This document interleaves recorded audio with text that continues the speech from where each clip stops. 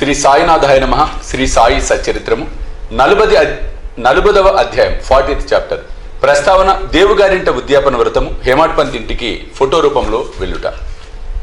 ఈ అధ్యాయంలో 2 కథలు చెప్పెదను. దహనులో బీబీ దేవు గారింటికి వారి తల్లి ఆచరించిన ఉద్యాన వ్రతమునకు బాబా వెళ్ళుట, బాంద్రాలోని హేమాడ్ పంత్ ఇంటికి హోలీ పండుగ నాడు భోజనముకు పోవుట. ప్రస్తావన శ్రీ సాయి సమర్థుడు పావనమూర్తి తన భక్తులకు ఇహపర విషయములందు తగిన సలహాలనిచ్చు జీవిత పరమావధిని పొందినట్లు చేసేవారిని సంతోషపెట్టును. సాయి తన హస్తమును భక్తుల తలపై పెట్టి తమ శక్తులను వారిలోకి పంపించి భేదభావమును నశింపచేసి అప్రాప్యమును ప్రాప్తింపచేయను. వారు తమ భక్తుల ఎడ భేదము లేక తమకు నమస్కరించిన వారిని ఆదరముతో అక్కును చేర్చుకునేడు వారు. వర్షాకాలంలో నదులు కలిగి సముద్రం వలె బాబా భక్తులతో కలిసి తమ శక్తిని స్థాయిని శిష్యులకిచ్చును. దీనిని బట్టి ఎవరైతే భగవద్భక్తుల లీలలను పాడతారో వారు భగవంతుని లీలలను పాడిన వారి కంటే గాని అంతకంటే ఎక్కువ గాని దేవుని ప్రేమకు పాత్రులగుదరని తెలియవలెను. ఈ అధ్యాయంలోని కథల వైపు మరలదము. దేవుగారింట ఉద్యాపన వ్రతము. దానిలో బీబీ దేవుగారు మామలతుదారుగా ఉండెను. వారి తల్లి 25-30 నోములు నోచెను. వారు ఉద్యాపన చేయవలసి ఉండెను. ఈ కార్యంలో 100 నుంచి 200 మంది బ్రాహ్మణులకు భోజనం పెట్టవలసి ఉండెను. ఈ శుభకార్యమునకు ముహూర్తం నిశ్చయమైంది. దేవుగారు బాబుసాహెబ్ జోగ్ గారికి ఉత్తరం రాసిరి.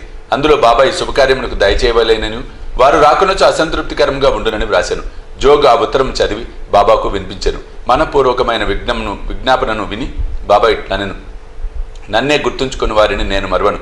నాకు బండి గాని టాంగా గాని రైలు గాని విమానం గాని అవసరం లేదు. నన్ను ప్రేమతో పిలిచివారి వద్దకు నేను పరిగెత్తుకుపోయి ప్రత్యక్షమయ్యేదను. అతనికి సంతోషమైన జవాబును వ్రాయుము.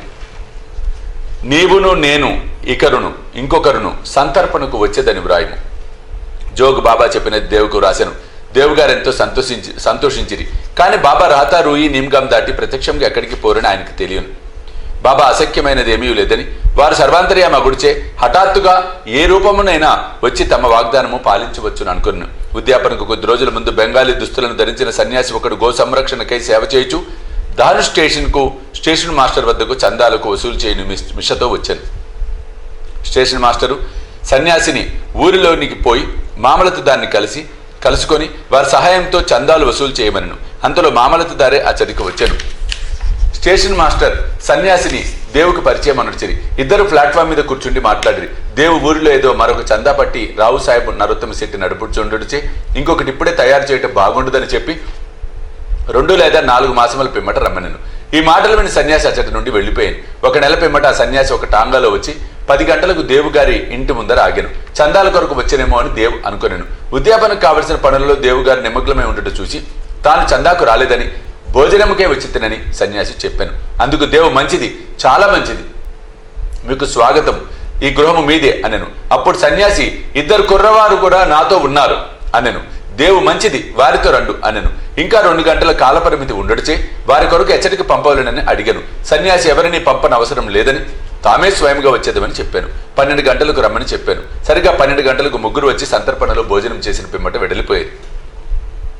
ఉద్యాపన పూర్తి కాగానే దేవుగారు బాబుసాహెబ్ జోగ్కు ఉత్తరం రాశాను. అందులో బాబా తన మాట తప్పనని వ్రాశాను. జోగ్ ఉత్తరం తీసుకుని బాబా వద్దకు వెళ్ళాను. దాన్ని తెరవక మునిపే బాబా ఇట్లనను, వాగ్దానము చేసి దగా చేసి ననుచున్నాడు. ఇద్దరితో కూడా నేను సంతర్పణకు హాజరైతిని, నన్ను పోల్చుకొనలేకపోయానని వ్రాయము. అట్టివాడు నన్ను పిలవనేలా. సన్యాసి చందాల కొరకు వచ్చెనని అనుకోనేను. అతని సంశయం తొలగించుటకే మరి 2తో వచ్చెను. ముగ్గురు సరిగా భోజనం వేళకు వచ్చి ఆరగించినా లేదా నా మాట నిలబెట్టుకొనుటకు ప్రాణములైనా విడిచేదను. నా మాటలను నేనెప్పుడు పొల్లు చెయ్యను. ఈ జవాబు జోగు హృదయంలో ఆనందము కలుగజేశాను. బాబా సమాధానమంతే దేవుకు రాశాను. దాన్ని దేవు చదవగానే ఆనంద బాష్పములు దొరలేను. అనవసరముగా బాబాను నిందించినందుకు పశ్చాత్తాపపడెను. సన్యాసి మొదట రాకచే తానెట్లు మోసపోయాను. సన్యాసి చందాలకు వచ్చుట, మరిద్దరూ కలిసి భోజనంకు వచ్చేదన్న మాటలు తాను గ్రహించలేక మోసపోవుట మొదలైనవి అతనికి ఆశ్చర్యం కలుగజేశాను. భక్తులు పూర్ణముగా సద్గురువుని శరణు వేడినచో వారు తమ భక్తులిండ్లలో శుభకార్యములను సవ్యముగా నెరవేర్చినట్లు చేసెదరు అనున్నది ఈ కథ వల్ల స్పష్టమగుచున్నది. హేమాడ్ పంత్ ఇంటికి ఫోటో రూపంలో వెళ్ళుట. బాబా తన ఫోటో రూపమున సాక్షాత్కరించి భక్తుని కోరిక నెరవేర్చిన మరొక కథ చెప్పేదను. 1917వ సంవత్సరము హోలీ పండగ నాడు వేకోజామున హేమాడ్ పంత్కు ఒక దృశ్యం కనిపించెను. చక్కని దుస్తులు ధరించిన సన్యాసి వల్లే బాబా కనిపించి నిద్ర నుండి లేపి ఆనాడు భోజనమునకు వారింటికి వచ్చేదనని చెప్పాను. ఇట్లు తనను నిద్ర నుంచి లేపినది కూడా కలలోని భాగమే.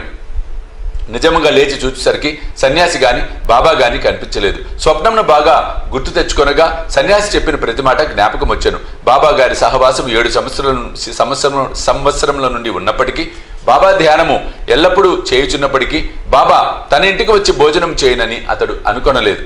బాబా మాటలకు మిగులు సంతసించి తన భార్య వద్దకు పోయి, ఒక సన్యాసి భోజనంకు వచ్చును కాన కొంచెము బియ్యం ఎక్కువ పోయవలను అని చెప్పాను.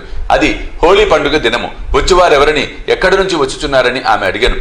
ఆమె అనవసరముగా పెడదారి పట్టించక ఆమె ఇంకొక భావన చేయకుండానట్లుగా జరిగినట్లు చెప్పాను. తాను గాంచిన స్వప్నం తెలియజేశాను. షిరిడీలో మంచి మంచి వంటలను విడిచి బాబా తనింటికి ఎందుకు బాంద్రాకు వచ్చునా అని ఆమెకు సంశయం కలిగాను. అందులకు హేమాడ్ పంత్ బాబా స్వయంగా రాకపోవచ్చు, ఎవరినైనా పంపవచ్చు, కనుక కొంచెం బియ్యం ఎక్కువ పోసినచ్చో నష్టం లేదు కదా అనేను. మధ్యాహ్న భోజనమునికే ప్రయత్నంలో నీవు చేసిరి. మిట మధ్యాహ్నం సర్వము సిద్ధమాయను. హోలీ పూజ ముగిసెను. విస్తళ్ళు వేసిరి, ముగ్గులు పెట్టిరి. భోజనమునకు 2 పంక్తులు తీర్చిరి. రెంటికి మధ్య పీట బాబా కొరకు అమర్చిరి. గృహంలోని వారందరూ కొడుకులు, మనుమలు, కూతుళ్ళు, కుమార్తెలు, అల్లుండ్రు మొదలగు వారందరూ వచ్చి వారి వారి స్థలములను అలంకరించిరి. వండిన పదార్థములు వడ్డించిరి. అందరూ అతిథి కొరకు కనిపెట్టుకుని ఉండిరి. 12 గంటలు దాటునప్పటికి ఎవరూ రాలేదు. తలుపు వేసి గొండ్లం పెట్టిరి. అన్నశుద్ధాయను, నెయ్యి వడ్డించిరి. భోజనముకు ప్రారంభించుటకు ఇది ఒక గుర్తు. అగ్నిహోత్రునకు శ్రీకృష్ణునకు నైవేద్యము సమర్పించిరి. అందరూ భోజనము ప్రారంభించబోచుండగా మెట్లపై చప్పుడు వినిపించారు. హేమాడ్ పంత్ వెంటనే పోయి తలుపు తీయగా 2 మనుషులు అచ్చట ఉండిరి. ఒకరు అలీ మహమ్మద్, వేరొకరు మౌలానా ఇస్ము ముజావర్. ఆ ఇద్దరు వడ్డనంతయు పూర్తయి అందరూ భోజనం చేయటకు సిద్ధంగా ఉండటం గమనించి హేమాడ్ పంతును క్షమించమని కోరి ఇట్లు చెప్పిరి. భోజన స్థలము విడిచిపెట్టి మా వద్దకు పరిగెత్తుకుని వచ్చితివి. తక్కిన వారు నీ కొరకు చూచుచున్నారు. కావున ఇదిగో నీ వస్తువు నీవు తీసుకును. తర్వాత తీరుబడిగా వృత్తాంతం తెలియజేసేద్దాం. అట్లనుంచి తమ చంకలోని ఒక పాత వార్తాపత్రికలో కట్టిన పటమును విప్పి టేబుల్ పైన పెట్టిరి. హేమాడ్ పంత్ కాగితము విప్పి చూసేసరికి అందులో పెద్దదేగు బాబా చక్కని పటము కనబడను. అతను మిగులు ఆశ్చర్యపడెను. అతని మనసు కరిగెను. కండ్ల నుండి నీరు కారెను. శరీరము గగురుపాటు చెందెను. అతడు వంగి పటంలో ఉన్న బాబాకు నమస్కరించాను. బాబా ఈ విధంగా తన లీలలచే ఆశీర్వదించనని అనుకొనెను. గొప్ప ఆసక్తితో నీకు ఆ పటం ఎట్లు వచ్చనని అలీని అడిగాను. అతడు ఆ పటం ఒక అంగడిలో కొంటినని, దానికి సంబంధించిన వివరములన్నీ తర్వాత తెలియజేసేదను. తక్కిన వారు భోజనం కొరకు కనిపెట్టుకుని ఉన్నారు. కావున నీవు పొమ్ము. హేమాడ్ పంత్ వారికి అభినందనలు తెలిపి భోజనశాలలోనికి పోయాను. ఆ పటము బాబా కొరకు వేసిన పీటపై పెట్టి వండిన పదార్థములన్నీ వడ్డించి నైవేద్యం చేసి అందరూ భుజించి భోజనం సకాలమున పూర్తి చేసిరి. పటములో ఉన్న బాబా యొక్క చక్కని రూపమును అందరూ చూసి అమితానంద భరితులైరి. ఇదంతా ఎట్లు జరిగను అని ఆశ్చర్యపడిరి. ఈ విధముగా బాబా హేమాడ్ పంత్కు స్వప్నంలో చెప్పిన మాటలను నెరవేర్చి తన వాగ్దానమును పాలించుకునేను. ఆ ఫోటో వివరములు అనగా అది అలీ మహమ్మద్కి ఎట్లు దొరికెను, అతడెందుకు ఇచ్చాను, దాన్ని హేమాడ్ పంత్కి ఎందుకు ఇచ్చాను అన్నవి వచ్చే అధ్యాయంలో చెప్పుకున్నది. 40వ అధ్యాయం సంపూర్ణం. సద్గురు శ్రీ సాయినాథ అర్పణమస్తు. శుభం భవతు.